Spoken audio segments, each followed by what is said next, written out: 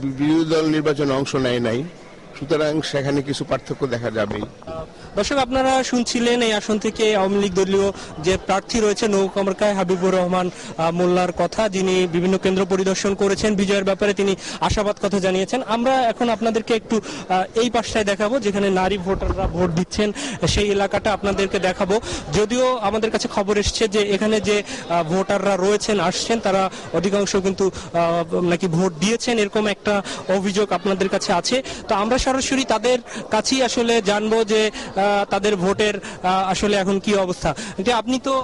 আপনি তো ভোট দিয়েছেন, আপনার ভোট দেয়া দেখছে, তারপর আপনি কেন দাঁড়িয়েছেন এখানে? দাঁড়া আছি, খুব সুন্দর আমাদের এই ডিউটি দিছে, তো তার জন্য আমরা দাঁড়ায় আছি। কে ডিউটি দিয়েছে? দিয়েছে। আপনি তো এই যে ভোট দিয়ে ফেলেছেন, আপনি তো ভোট দিয়েছেন, তো আপনি কেন এরপর লাইনে দাঁড়িয়ে আছেন? আমার এই জায়গায় থাকতে খুব ভালো লাগতেছে, দেখতে ভালো লাগছে।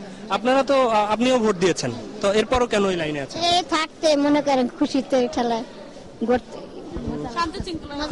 দর্শক, এখানে কিন্তু এই লাইনে যাদের দেখছি তাদের অধিকাংশই কিন্তু ভোট দিয়ে ফেলেছে। আমরা ওই পাশটাও যতটুকু দেখেছি যে ভোট দিয়েছে এবং তারা কিন্তু এই লাইনে এখনো আছে। আমরা এই বিষয়ে এখন এই কেন্দ্রের দায়িত্বে থাকা আইন শৃঙ্খলা বাহিনীর সদস্য যাদেরকে আমরা দেখছি, হয়তো তাকে দেখছি না, তার সাথে কথা বলে পরবর্তীতে তো জানাতে পারবো যে ভোট দেওয়ার পরও কিভাবে তারা এখানে অপেক্ষায় আছেন, এবং প্রিজাইডিং অফিসার যিনি রয়েছেন তার সাথে পরবর্তীতে কথা বলে আপনাদেরকে হয়তো জানাতে পারবো যে যারা ভোট দিয়ে ফেলেছেন তারা কেন অপেক্ষা করছেন, এই বিষয়টি হয়তো জানাতে পারবো। তো এই ছিল এই যে এই ঢাকা 5 আসনের একে স্কুলের কেন্দ্রের চিত্র।